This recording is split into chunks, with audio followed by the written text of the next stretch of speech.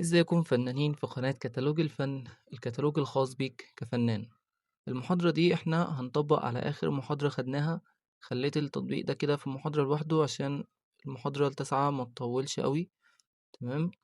فاللي هنعمله في المحاضرة دي إن احنا هنبدأ نعمل شكل كده بملامح حقيقية شوية، مش ملامح لسه واقعية، لأن احنا هنبدأ في الملامح من المحاضرة الجاية. تمام.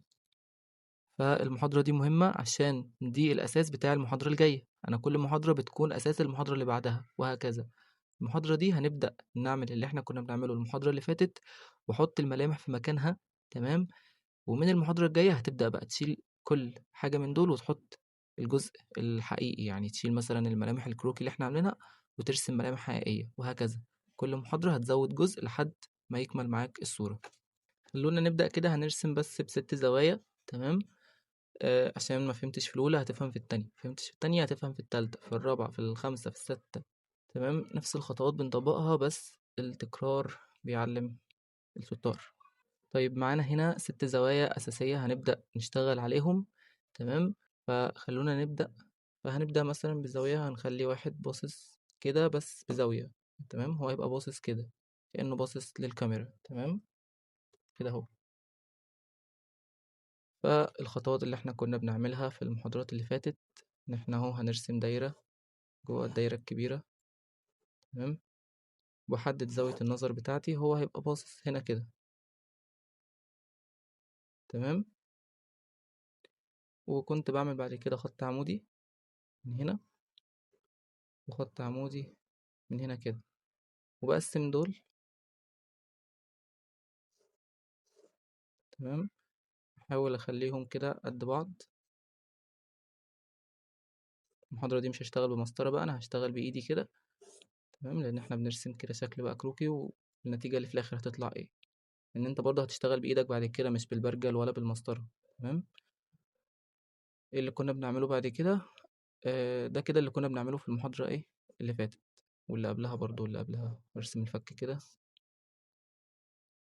تمام. خلونا نقف لحد هنا عشان هنبدأ نحط بقى ايه الملامح بتاعتنا في مكانها. احنا كنا بنقول ان احنا عندنا هنا على الخط ده بنرسم العين. تمام. طيب هو هيبقى باصص كده اهو. فانا هيبقى عندي العين دي هنا هتبقى على الحرف كده، هيبقى عندي في عين هنا.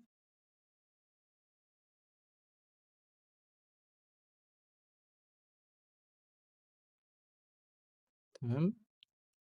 وهيبقى عندي في عين هنا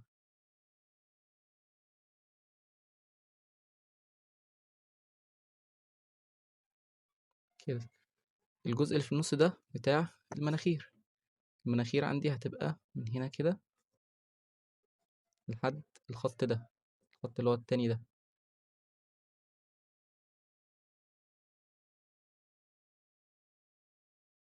تمام. شايفين انا بعمل ايه؟ احنا بس في المحاضرة دي هنحط كل حاجة مكانها، عشان من المحاضرات الجاية لما ناخد الملامح او نبدأ فيها جزء جزء، هتبدأ بقى انك تغير اللي احنا بنعمله ده باللي هناخده في المحاضرات الجاية. تمام. طيب عندي بقى من المناخير هنا، يعني ادي اهو الجزء بتاع العين. انا هرسم كده الراس اهو، من هنا كده اهو،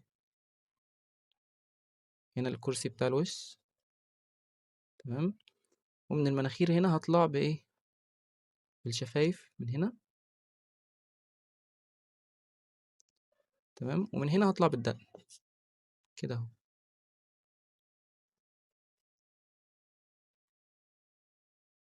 تمام. او حتى الخط العمودي اللي احنا كنا بننزل بيه من هنا كده، كنا بنرسم عليه الدقن. تمام. ودي كده اهي الدقن، ودي ايه؟ الشفايف.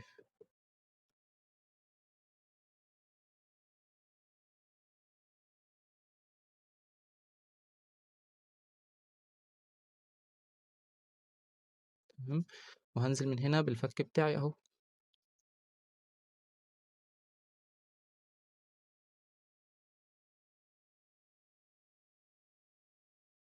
تمام لحد هنا.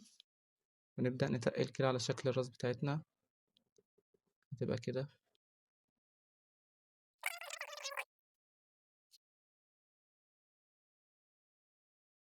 تمام، وهواجبه.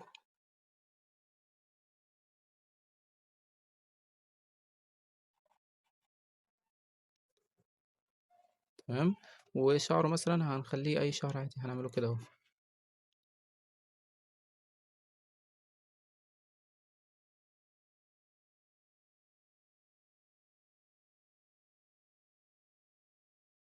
ودنه بتبقى في الربع ده زي ما قلنا كده.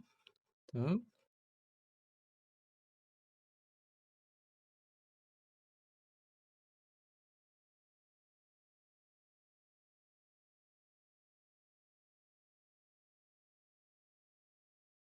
اهو ده كده مثلا الشكل بتاعنا. تمام. زي ما قلنا دي ملامح كروكي، ده مش الشكل اللي هيطلع لك، يعني مش ده الشكل النهائي. تمام.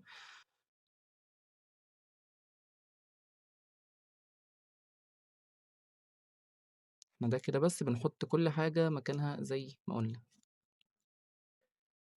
ده هنخليه باصص برضو بزاوية كده بس لتحت، هو باصص تحت كده. تمام. فنفس الخطوات اللي بنعملها الدايرة بتاعتنا اهي. تمام.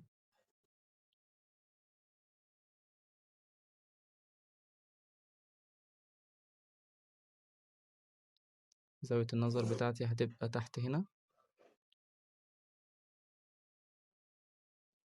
تمام. هطلع منها بخط.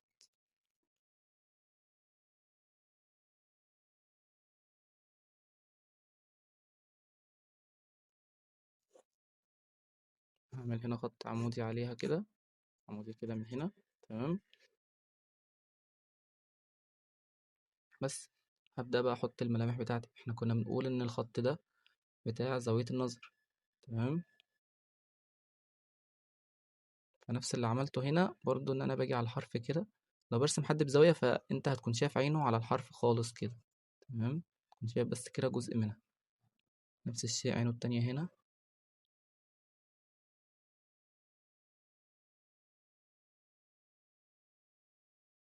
تمام.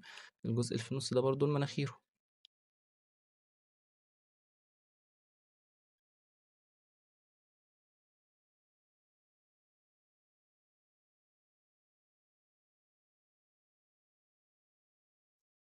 نفس الشيء برضو بقه هيبقى هنا كده.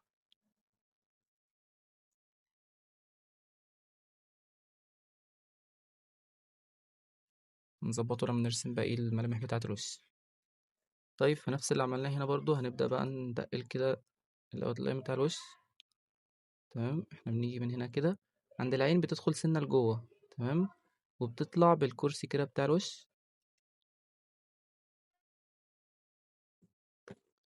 تمام. بتنزل بعد كده على الدقن، أو الدقن بتاعتنا كده هنعمل خط هنا اهو.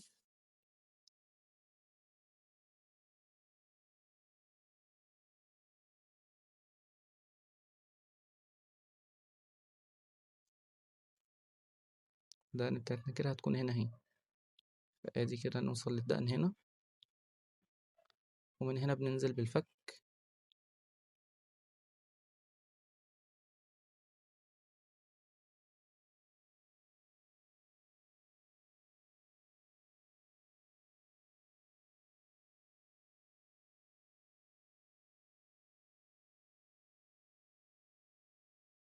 تمام.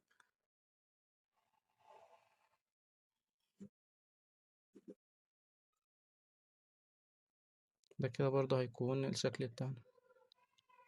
لسه هنكمل بس حاجات بسيطة. طبعا الموضوع برضه مش بالسهولة دي، يعني احنا بس دلوقتي بنحط الملامح كروكي.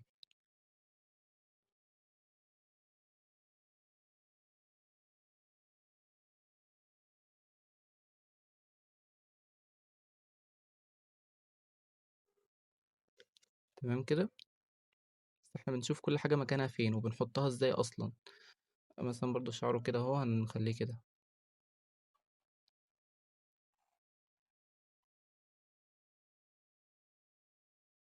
تمام. ودنه برضه في الربع ده كده.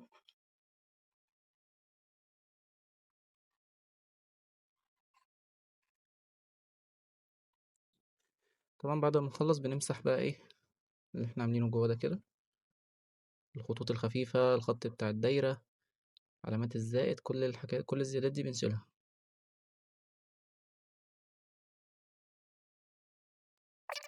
فاحنا كده بنطبق اللي احنا كنا بنقوله. والله العين بتبقى هي على الخط بتاع زاوية النظر ده، المناخير برضو آخرها على الخط هنا، ونطلع بالخط من زاوية النظر بنرسم عليه الدقن، ومن الخط ده بيكون الفك، وهكذا. تمام، احنا بس بنطبق.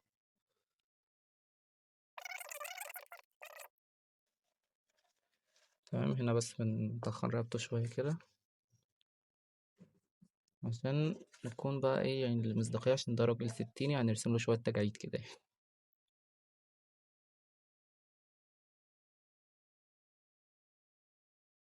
تمام. طيب خلينا ندخل على الزاوية اللي بعدها. أنا هخليه بص يعني هنا لفوق كده. تمام، بس بزاوية يعني هو باصص هنا كده، هو كده هو باصص لي. خليه يبص فوق شوية على اليمين. هنا نفس اللي عملناه، نفس الدايرة اللي بنرسمها. تمام. زاوية النظر عندي هتبقى هنا كده، وهيبقى باصص فوق.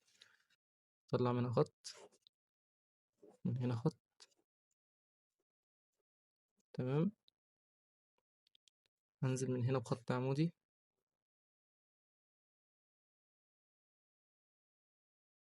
وهنزل برضو هنا بخط عمودي كده.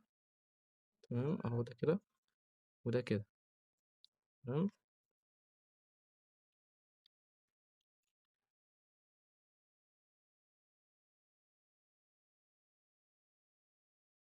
بس بنعمل ايه بعد كده؟ هنبدأ نحط الملامح. برضو انا هنا مش شايف غير حرف العين بس كده، جزء منها. وهنا نفس الشيء، انا شايف بس العين هنا، شايف العين كاملة عادي. تمام.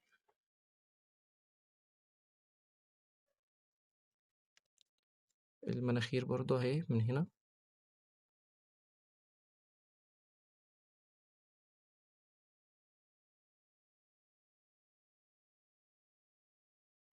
تمام.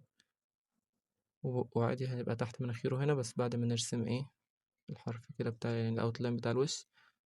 هنا اهو، باجي عند العين كده وبدخل الحتة لجوه، بطلع بعد كده بالكرسي بتاع الوش، وبنزل لحد المناخير هنا عادي. ومن المناخير بطلع بالخط بقى اللي هرسم عليه الشفايف. تمام.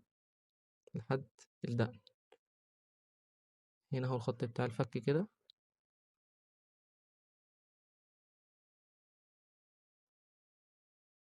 تمام، ده كده ايه الوش بتاعي. هاجي من هنا اهو.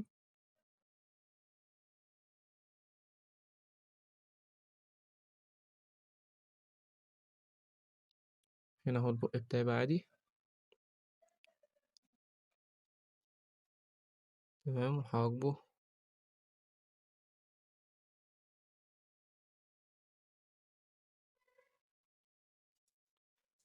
بس نرسم له برضو الشعر بتاعه كده اهو.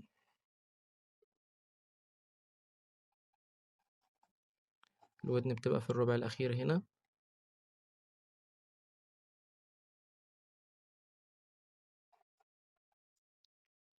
بس لو في أي حاجة بقى مش واضحة في النسب، أو مش فاهم أوي اللي احنا بنعمله ده، فكده يبقى في الأغلب ما كنتش مركز في المحاضرات اللي فاتت. إن أنا كل اللي بعمله هنا إن أنا بطبق كل المحاضرات اللي احنا خدناها في البورتري كنسب، وكل حاجة احنا قلناها يعني. طيب رابع زاوية وهي الصعبة شوية، إن هو هيكون باصص لفوق. تمام. لو يعني محدش كان فاهمها في المحاضرة اللي فاتت، فهو هنا باصص لي عادي في وشي، بس هو باصص لفوق. فآدي الدايرتين اللي بعملهم في الجنب هنا. تمام، واللي بيكون عليهم زاوية النظر اهي كده.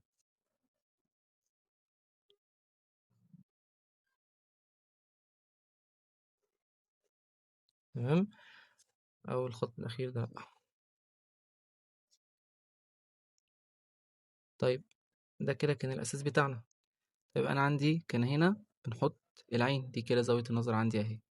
تمام، لأن هو باصص لفوق كده، زاوية النظر عندي فوق أهي هنا. فأنا عندي العينين أهي هتبقى كده. عشان هي ممكن المحاضرة اللي فاتت ما كانش شكلها واضح أوي، أو الدنيا ما كانتش يعني ما كانتش أحسن حاجة، مش باين الملامح، فلمّا نحط كده الدنيا كروكي يعني هتبان أكتر. تمام. وعندي المناخير أهو آخرها على الخط التاني.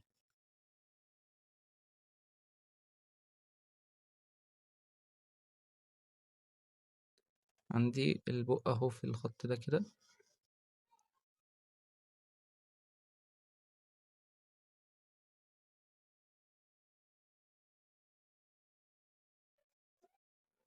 تمام. ودقنه هتبقى على الدايرة زي ما قُلنا لإن هو باصص لفوق. طيب نتقِّل بقى كده على الوش كده والملامح ونشوف الدنيا هتبقى إيه. الودن بقى بنرسمها هنا في الجزء ده. تمام.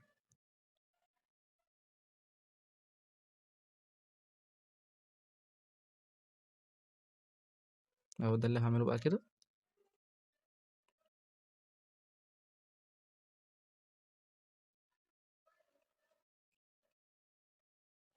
وإحنا عندنا ده راجل عنده 60 سنة، فدقنه كده هتبقى إيه، بارزة شوية كده وفيها تجاعيد.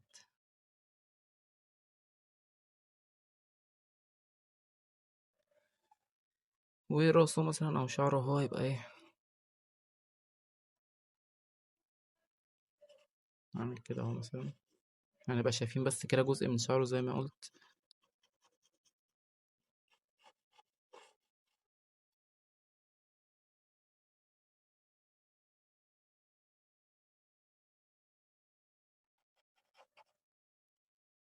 تمام. رقبته من هنا أهي، أو من تحت ودنه كده أهي.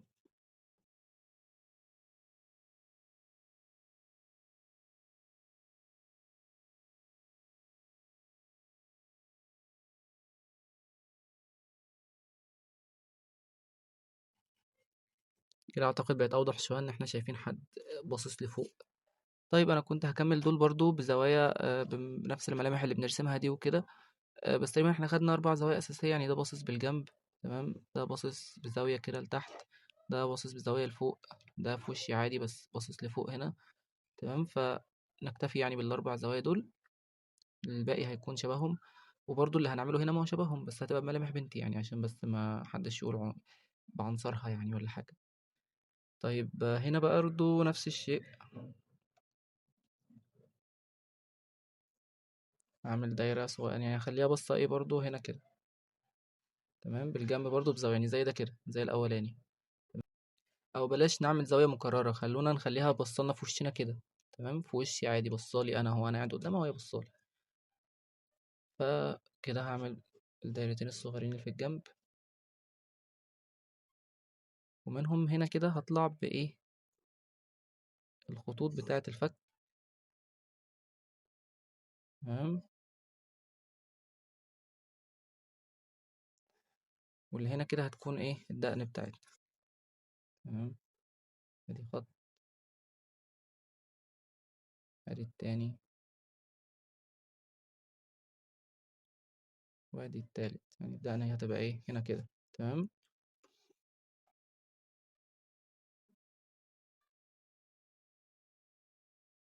وزاوية النظر عندي هي هنا أهو عادي في الخط ده كده قدامي على طول. طيب هرسم بقى الأوتلاين بتاع الوش كده.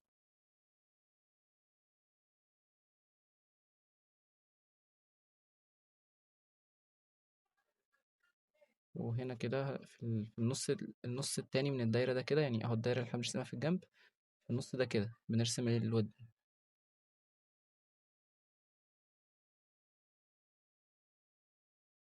تمام. وعادي هنكمل بقى هنا لحد إيه، ده كده الفك بتاعنا أهو. لأن ده كده اللي احنا راسمينه الخط بتاع الفك، فده كده الفك. وهكمل هنا بالدقن. تمام.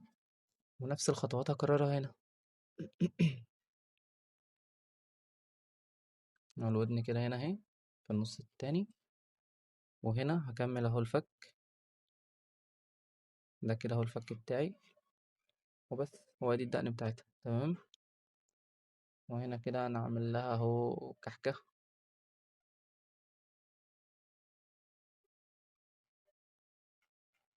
أهو. احنا عرفنا ايه بقى لازمة الخط بتاع الفك، ان ساعات بيوضح لي كده الدنيا شوية ان انا عارف انا برسم حاجتي فين.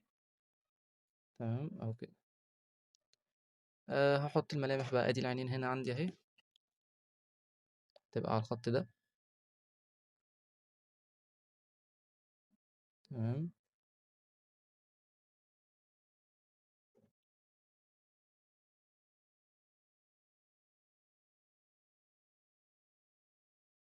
وعندي الحواجب هنا وعادي فوق العين. المناخير برضو اخرها الخط التاني ده اللي هو هنا، فهبدأ من هنا اهو،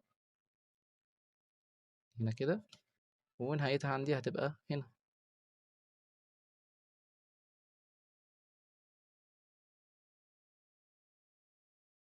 بس البق عندي هنا اهو في النص هنا ما بين الفكين عادي.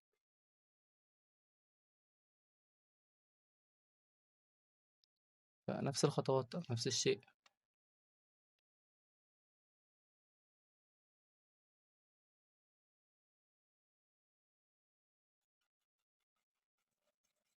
خلونا نسود عينيها هنا زي اخواتها الرجالة، اشمعنى هي يعني.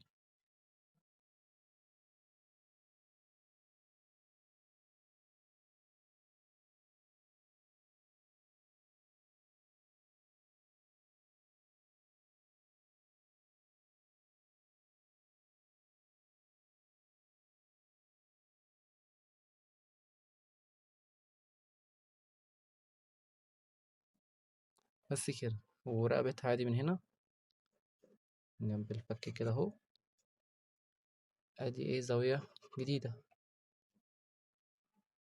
غير اللي احنا عملناهم هنا. احنا كده بنحاول بس يعني بحاول الم الزوايا، بس دي اسهل واحدة يعني، اللي هو في وشي خلاص، ما فيهاش لعبة او ما فيهاش حاجة قوي يعني. طيب هاخد برضو الزاوية تانية، هخليها بصة شمال كده، بس شمال خالص يعني، هي بصة كده، مش زي ده مثلا هو باصص شمال بس باصص للكاميرا بزاوية كده، لا دي هتبقى بصة ايه هناك. تمام. هنا بقى احنا كنا بنعمل ايه، كنا بنعمل دايرة صغيرة جوه الدايرة الكبيرة كده. نفتكر بقى الخطوات بتاعة الايه المحاضرة اللي فاتت.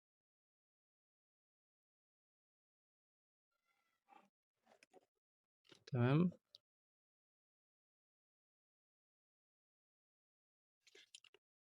كانت عادي اهي زاوية النظر بتاعتنا هنا كده، وادي الخط التاني تالت أخير. تمام. عندنا اهو زاوية النظر هنا كده. تمام. كنت بطلع منها بخط عمودي بتاع الدقن، ومن هنا اهو برضو بطلع بالخط بتاع الفك. تمام. ده كده اللي كنا ايه بنعمله. ادي الخط بتاع الفك اهو كده. تمام. فدي كده الدقن بتاعتي. عرفت انا ليه لما كنت بعمل خط من هنا كنت بقول ان الدقن بتبقى هنا؟ لو انت عملت الخط ده كده فادي الدقن اهي. تمام. ولما كنت بعمل الفك كده فادي كده اهو الفك بتاعي، شايفين؟ فكل خط بيوضح الدنيا. طيب هخليها برضو بنت، ادي ودنها هتبقى هنا اهو كده. تمام.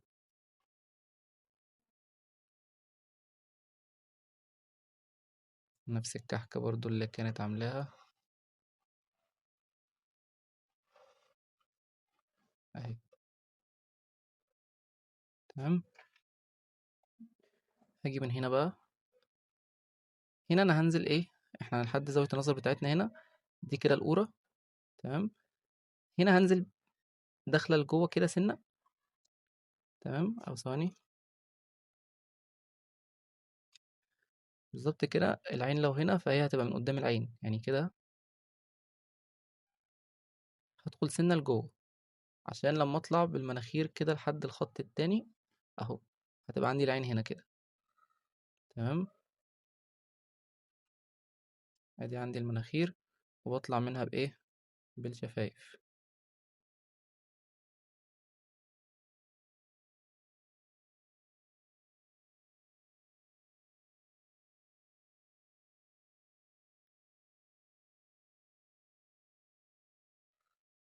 عندي العين كده اهي، والحواجب فوقيها.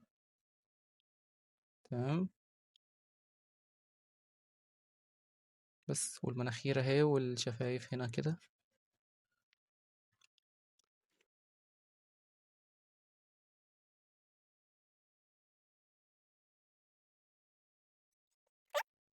برضو بعيدا عن الملامح، مش كل شوية هقول بقى خلاص.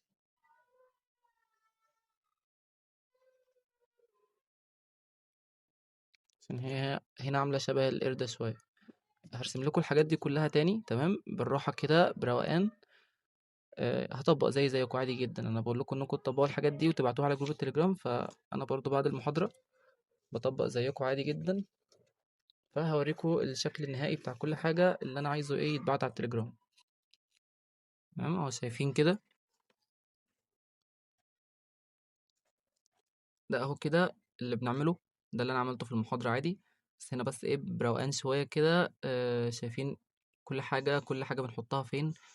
تمام ده هو اللي باصص لفوق. باصص فوق اهو بزاوية هنا. تمام ده شبهه يعني ده شبه ده. بس ده باصص لهناك اكتر. شايفين مثلا الفرق بين المناخير هنا وهنا. تمام او بين الملامح. هنا مثلا باين جزء بسيط خالص من عينه. ليه هو باصص هناك اكتر. تمام هو باصص بزاوية اكتر هناك. ده اهو. نفس الشيء بس هو باصص ناحيتنا اكتر يعني مش لافف راسه قوي. ده عادي واحد نايم شوية. تمام. وادي دي اهي البنت اللي رسمناها. تمام. نفس الخطوات نفس كل حاجة بالزوايا. ده ال الاشكال اللي انا عايزها تتبعت كده على التليجرام. يعني حاول انك تطبق بالخطوات اللي احنا عملناها دي. تمام. انت قاعد في روقان كده اهو ورقتك وقلمك. شوف الخطوات وابدأ طبق الكلام ده كله. وعادي مش شرط تطلع زي دي يعني مش شرط تطلع زي دي من اول مرة يعني. تمام. عادي طلع الاشكال دي مش مشكلة. انا هو انا بشرح طلعت الاشكال دي عادي جدا. تمام. 5 جد بقى عشان بداية كده من المحاضرة الجاية أنا عايز تركيز عالي يعني تركيز عالي جدا. هبدأ في الملامح. تمام. الحواجب العين الرموش المناخير البق الودان بكل الزوايا بجد حرفيا كل محاضرة فيهم هي ورشة كاملة كده. تمام. عشان كده جزء البورتريهات ده أصلا كله على بعض يعتبر كورس كامل لوحده. تمام. فمن المحاضرة الجاية أنا عايز تركيز. احنا في المحاضرة العاشرة قدامنا حوالي 7 أو 8 محاضرات. شايفين الجزء كبير ازاي. أنا مش سايب حتة صغيرة غير وعامل لها محاضرة كاملة. تمام. والشعر برضو نفس الشيء. كل حاجة أنا عامل لها محاضرة. فتابعوا المحاضرات الجاية. تمام. دي كانت محاضرة النهاردة كده. أشوفكم على خير المحاضرات الجاية.